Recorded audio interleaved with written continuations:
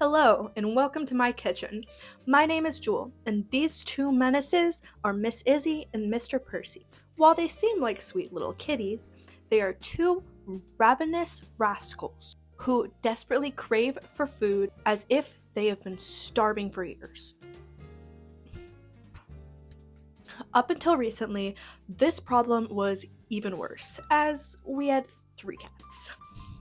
Miss Snickers was probably the worst of them all. She felt a need to be included in the feeding ritual and was not afraid to just push her way in.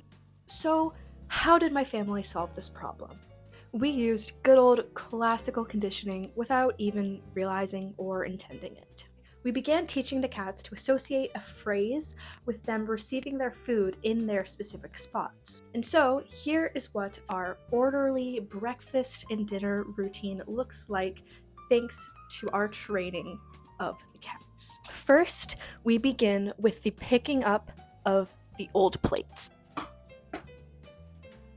The sound of the plates from either last night or in this case, this morning's breakfast started as the neutral stimulus. They hear the food plates course through the house, and in the case of Mr. Percy here, come running right to the same spot.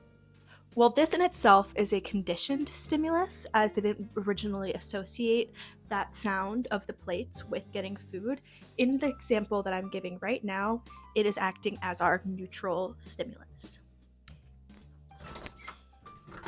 As I come out here, which you can't really see, I am getting the new plates for dinner. They hear the sound and they begin to get very excited.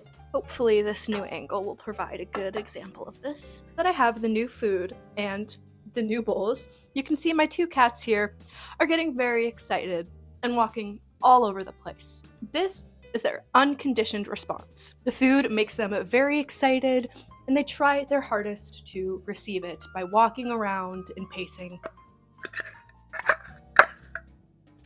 Now that we have the food already, we need to get the cats to be orderly, or else they will end up fighting for the same dish of food. And so, when we first adopted Percy and had three cats fighting for blood, we came up with a statement to get them in their spots. Originally saying, "Places, places," was an unconditioned stimuli. If I said it randomly, they would have done nothing at all. But when we said it while giving them food, they began to associate the statement with getting their food. Now I say, "Places, places, places, places, places, places, places." And you can see that they run to their spots. This was a conditioned response that we were able to train our kitties to do. Now they are all orderly and able to eat their food with no arguments. It took a while, but eventually the acquisition of the ritual burned into their little cat brains like a songs on a CD. It became stuck with them forever. As we do this every night and every morning, it's become a ritual that if we don't say, they become confused and messy. But I've always wondered if the food we are handing them is a contributing factor or not. Would they run to their spots if I say "places, places" on other sides of the house? Let's experiment. Is there generalization at play with my cats? Alright, it is the next day, and the kitties were just given their breakfast about 1 to 2 hours ago, I'd want to say. And here we have Miss Izzy all nice and comfortable on my bed. So let's go ahead and say the words and see if she has any reaction. Places, places. Nothing? Places, places. Nothing at all. Let's test with Mr. Percy. Here's the boy underneath my parents' bed because, of course, he had to be in the most inconvenient place. Let's test it out. Places, places. Again. Places, places. Once again, nothing.